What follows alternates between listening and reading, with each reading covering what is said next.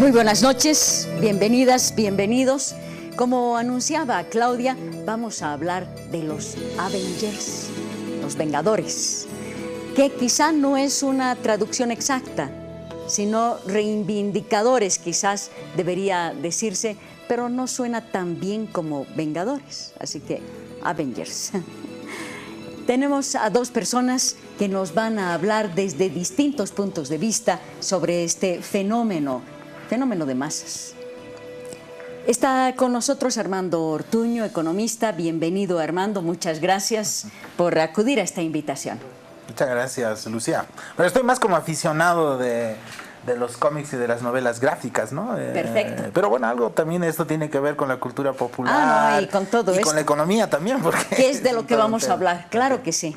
Y está con nosotros Joaquín Cuevas, autor de cómics, propietario además de la librería La Viñeteca. Así es, Lucía. Muchas gracias por la invitación. No, muchísimas gracias. Vamos a ver en qué podemos aportar a la charla. No, de entrada ya hay un aporte porque aquí tenemos unos cómics fabulosos, de tapas duras, además una belleza para poder apreciar todo esto, que significa la cultura popular y la cultura popular de este tiempo. Los Avengers son un grupo de superhéroes reunidos por una agencia de inteligencia para proteger la Tierra, pero además se dan cuenta que pueden proteger mucho más, es decir, el universo, la seguridad del universo. Claro, esa es la historia en general. Pero además, Avengers es un fenómeno cinematográfico que hace posible el universo Marvel, que con 21 películas realizadas en estos últimos 11 años han logrado recaudar unos 18,000 millones de dólares en el mundo. ¿Qué podemos hacer con 18,000 millones de dólares? Muchísimo.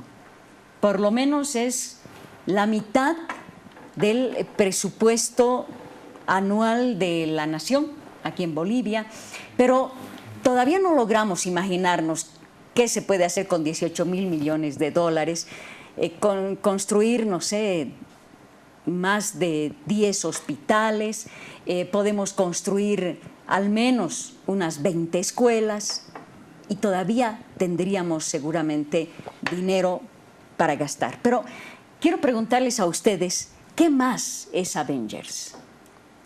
Bueno, quizás yo tomaría esta idea de cultura popular, porque creo que detrás de Avengers y de la movilización que genera la salida de esta película, que es particularmente importante porque la última, claro, ¿no? que cierra un poco un ciclo que se planteó Marvel.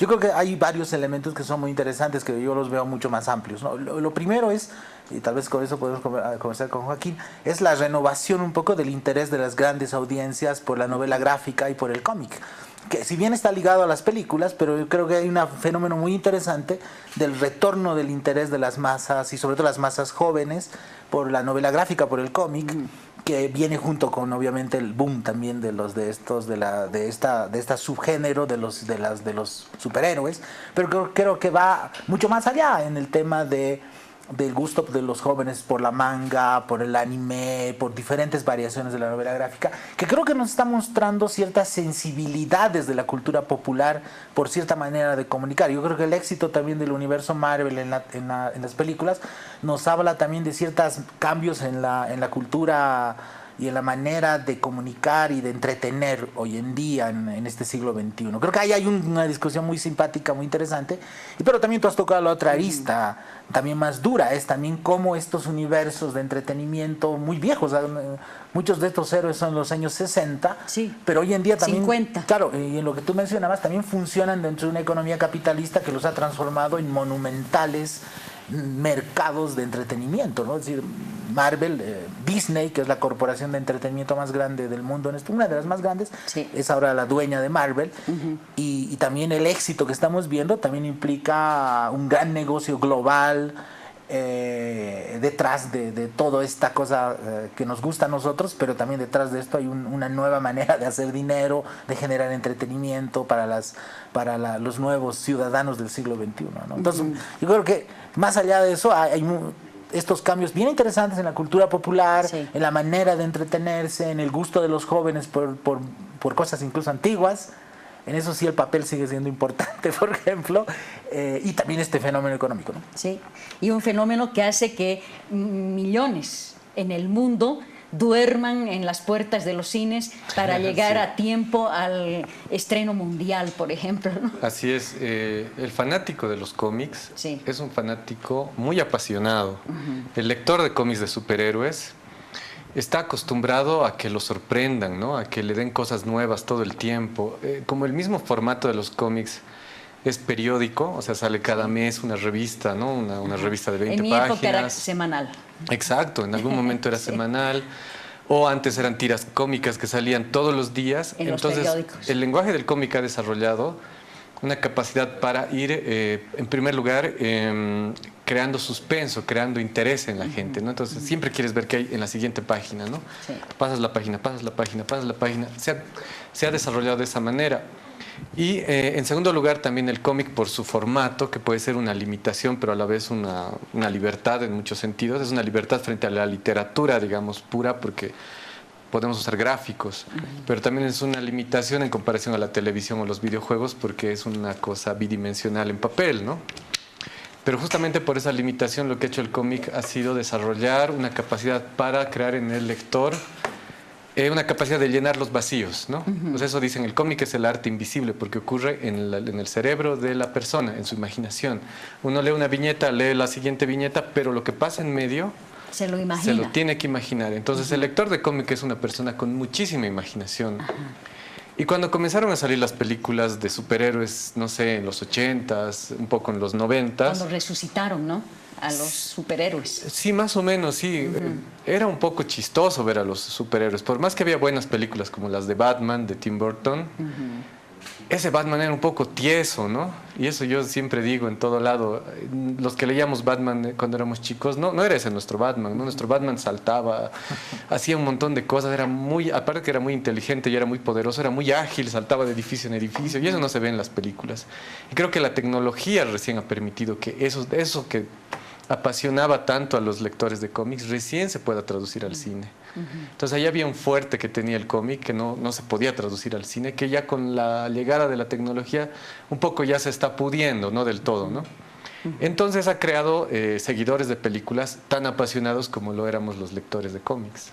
Y por eso es un fenómeno de masas tan fuerte. Qué increíble ver en este siglo XXI, con tanta tecnología cibernética.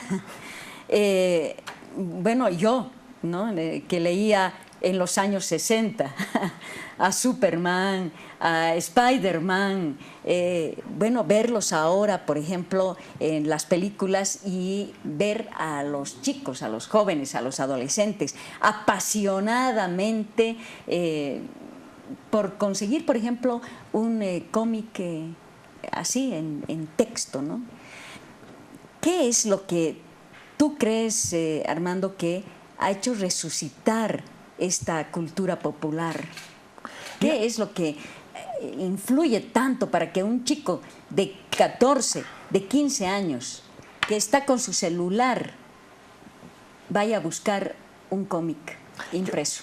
Yo creo que es un poco paradójicamente, yo comparto con Joaquín, el cómic tiene las limitaciones del papel, pero probablemente de todos los productos del papel es el que mejor se adapta a la lógica multimedia del siglo XXI. ¿Por qué? Justamente porque ha sido construido en torno a la idea de los dibujos y de encontrar una narración gráfica. Y esta generación, digamos, del periodo de lo digital, digamos, es una generación muy gráfica, ¿no? Pero no solamente el gráfico, sino además de construcción de narrativas en relación a los gráficos, al dibujo, ¿no es cierto? Y yo creo que, además, Joaquín hacía notar una cosa muy importante. Esta historia de mantener el suspenso de los comiqueros que tenían que publicar unas tiras cómicas cada semana. Yo me acuerdo de las viejas cómics de Flash Gordon que salían en Presencia, yo un poco viejo, que eran fantásticos, que eran unos súper clásicos. pero digamos eran construidos de manera de que tú esperabas el siguiente episodio el siguiente domingo, ¿no? Entonces es una construcción de una narrativa que mantiene la atención. Sí. En estos tiempos de rapidez, ¿no es cierto? De que todos buscamos cosas muy rápidas y además de mucha imaginación. Y yo creo que resucitar el cómic en el siglo XXI ha tenido, y en eso es correcto, ha tenido mucho que ver con la aparición de mecanismos digamos, del cine digital. Es decir, de un cine que te puede reconstituir en realidad con mucho realismo toda la imaginación de los cómics, ¿no es cierto? Entonces creo que ese ha sido como el gran salto, ¿no?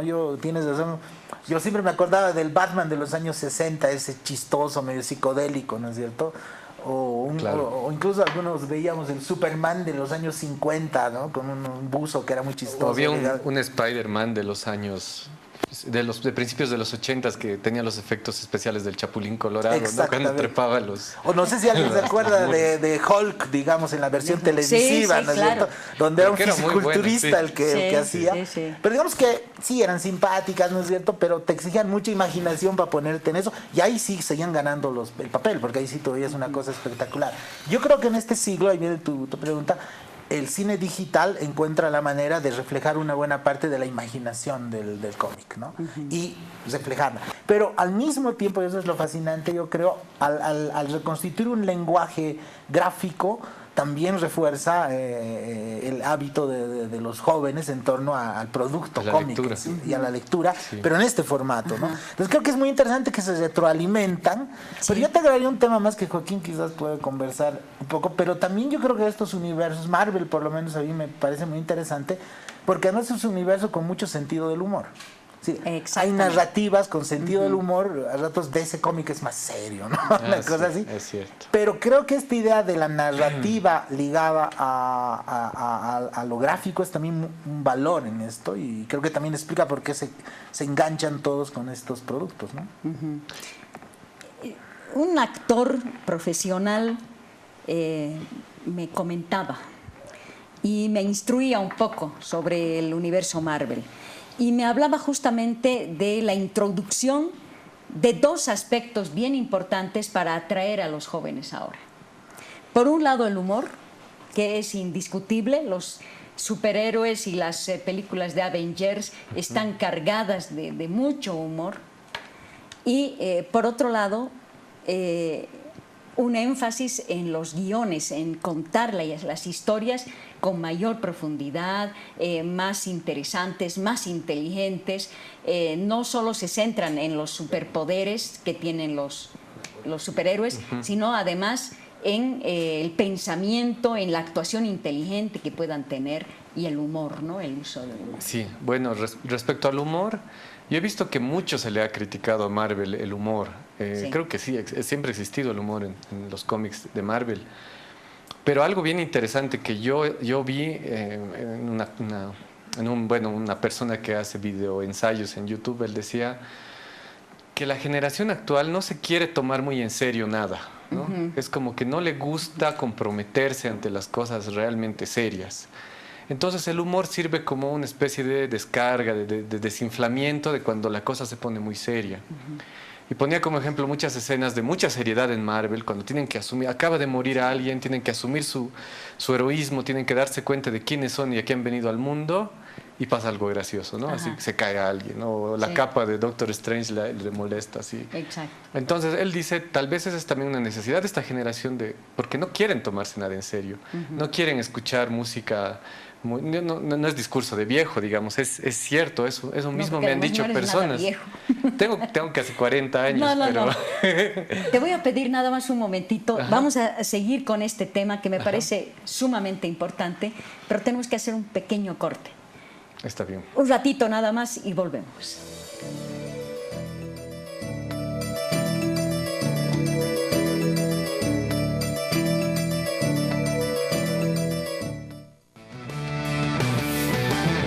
Ya volvemos con Piedra, Papel y Tinta.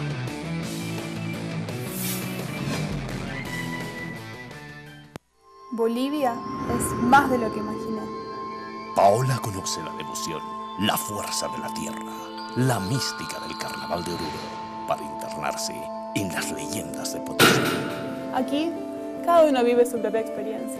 Envuelta en un viaje apasionante, lleno de aventura y romance, conocerá la magia de la ruta del vino en Bolivia. Salud. La ruta del vino en Bolivia, un viaje de aventura y pasión. Acompaña a Paola en YouTube, La ruta del vino en Bolivia.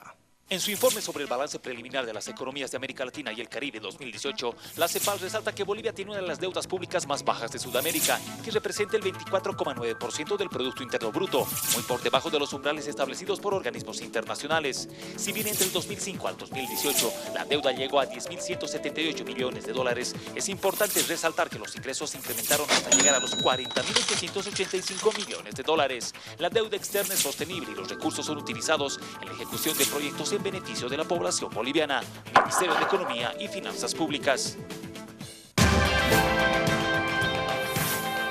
A continuación, Telea Internacional. Entra a Facebook y encuéntranos como Cadena A, Red Nacional. Compartimos toda nuestra programación, noticias de Bolivia y el mundo, entretenimiento, farándula, vídeos virales. Síguenos dándole like a Cadena A, Red Nacional.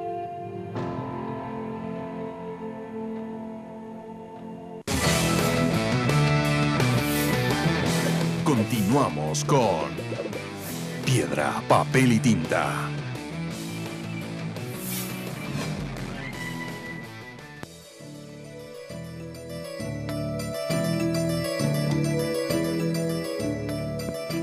Bueno, para continuar con lo que tú nos decías, Joaquín, y es que esta persona, este actor, me decía, no es que, digamos, los jóvenes no estén tan interesados en algo serio, él es su opinión, ¿no? Sino que pensamos que somos más cotidianos, más vulnerables, que, por ejemplo, hace unos años, las personas y los superhéroes. Los superhéroes. Sí. A lo largo de la historia de la literatura, por ejemplo, el héroe de la literatura se ha ido convirtiendo en algo muy diferente, ¿no? Este héroe perfecto que siempre triunfaba, que era muy correcto, es un héroe previo a la modernidad, ¿no? De hecho es un héroe del épico, ¿no? El que se dice el héroe épico. Beowulf, Jesucristo, sí. No sé, Mimio Cid, ¿no? Y desde la llegada de Don Quijote, el héroe comenzó a volverse cada vez más fragmentario y más cotidiano y más débil, es alguien que muere, más ancho. Es alguien que envejece, sí. Sí. Y en los cómics esto no estaba ocurriendo, ¿no? Durante el siglo, la mayor parte del siglo XX, el cómic seguía teniendo al héroe épico, seguía siendo el héroe perfecto, correcto, que representaba al país, que representaba a la nación, y tal vez el que medio que se iba por otro lado, bueno, junto con otros también que había, pero tal vez era Batman, ¿no? El que medio que era algo más oscuro, diferente. Pero en los 60s, Marvel, junto con todo lo que pasó en los 60s, ¿no? En la juventud, llegó con personajes que eran más bien muy cotidianos, como decíamos en el corte, ¿no? Spider-Man, por ejemplo, que es un adolescente que tiene problemas de plata, que está enamorado de alguien, que no le dan bola, y todo ese tema entró, ¿no? Además que entró mucho de la diversidad. Ahora le critican mucho a Marvel, que por ser políticamente correcto, que mete mujeres, mete personas afrodescendientes, mete chinos en los cómics, pero siempre Marvel ha sido así. O sea, Marvel ha sido la primera casa que, por ejemplo, ha mostrado problemas de drogas o ha puesto personajes afros, ¿no? O mujeres en roles de liderazgo, etcétera. Entonces, claro, es algo que está ocurriendo, que están bajando al nivel de las personas los héroes, y bueno, y vamos a ver muchos ejemplos de eso en los próximos años. Y quizás tal vez es como que el fin también de los discursos épicos, ¿no? Porque uno puede criticar algunos, depende, ¿no? Hay de todo de calidad en las últimas películas salidas del universo Marvel, pero por ejemplo en algunos casos sí tú encuentras, tal vez no las grandes, digamos, dentro de una gran aventura de salvar al mundo, tú tienes también los héroes que tienen que resolver sus problemas personales. Y probablemente ese enganche del problema personal le hace mucho sentido a muchos adolescentes, jóvenes, dentro de además disparos y láseres y tipos salvando el mundo, pero en medio de eso uno de ellos tiene que resolver su drama amoroso, ¿no es cierto? Que tal vez refleja problemas cotidianos de muchos, y creo que esa construcción narrativa la hace muy potente. Algunas son bastante virtuosas, yo creo, en construir esto, otras menos. A mí, por ejemplo, la última salida de Spider-Man Multiverse, creo que es, ¿no es cierto? Sí. Me pareció fascinante en términos del juego, incluso refiriéndose al propio cómic, ¿no? Jugando mucho más con la estética.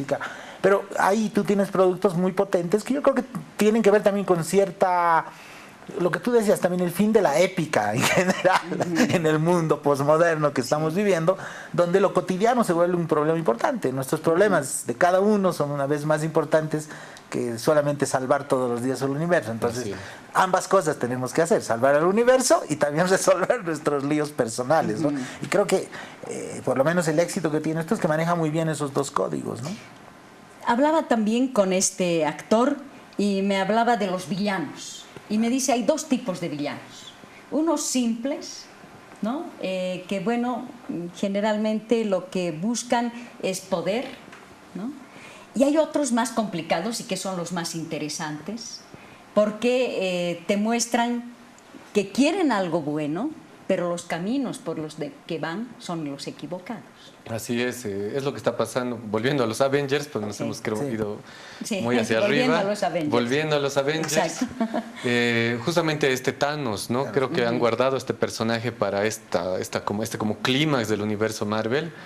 Se lo han guardado porque es un personaje que tiene eso. Él en las películas es alguien que tiene según él, una misión, un propósito noble, ¿no? Él quiere salvar los recursos, quiere salvar la vida en el planeta, y para eso tiene que eliminar a la mitad. En el cómic es un poco diferente Thanos. Él tiene una motivación un poco más personal. Está enamorado de la muerte. Hay un personaje que encarna la muerte. Además su nombre, ¿no? Ajá. Thanos. Sí, exacto. Él quiere complacerla. Entonces, para eso es que logra este cometido de eliminar a la mitad de la población del universo, ¿no? De los seres vivos del universo. Entonces, sí, es un personaje muy interesante. Tiene una motivación, y cuando él logra lo que hace, se ve también eso en las películas, me parece, o todavía no, pero él se va a vivir una granja, ¿no? Él se vuelve granjero después de hacer eso. Logra su misión y se vuelve granjero. Él no quiere poder, digamos, él no quiere ser un dios, ¿no? Logra ser un dios para cumplir su misión y luego vuelve a ser alguien. ¿Cómo ves a los villanos? No, yo creo que Joaquín los ha reflejado, ¿no? Thanos es un personaje que incluso tiene toques de humor, finalmente, ¿no? Es interesante porque se supone que es el máximo malo, digamos, pero de rato en rato tiene ahí sus toques de humor, que creo que es como que vienen, y los villanos son complejos. Por ejemplo, los villanos que uno encuentra en Spider-Man, ¿no es cierto? Aunque, bueno, los villanos atormentados como son un poco más frecuentes en general en todos los cómics, ¿no es cierto? Sí. Que creo que la idea no es del malo absoluto, sino que hay un malo que, de hecho, Joker es el mejor ejemplo de eso, ¿no es cierto? Que es un malo súper complejo, ¿no es cierto? Y es un gran personaje. Pero volviendo a Avengers, yo creo que justamente este enfoque entre un grupo de superhéroes cotidianos y al mismo tiempo heroicos y con poderes, unos malos complejos, y obviamente todo esto que nos hace posible, además, la tecnología de poder reflejar lo que antes estaba en papel con mucho realismo, digamos. Creo que esa es la fórmula del éxito, ¿no? Y haber construido una serie, además una gran narrativa. Es casi como una familia. A mí me fascina ver a los más jóvenes, por ejemplo, que conocen casi toda la genealogía de las últimas, que a veces a uno mismo ya más viejito te has perdido, sí. Y los jóvenes te pueden decir, no, en tal película ha aparecido esta cosita que te explica ahora, no sé, en Infinity War esto, ¿no? Y tú dices, híjole, ¿cómo se han dado cuenta de...?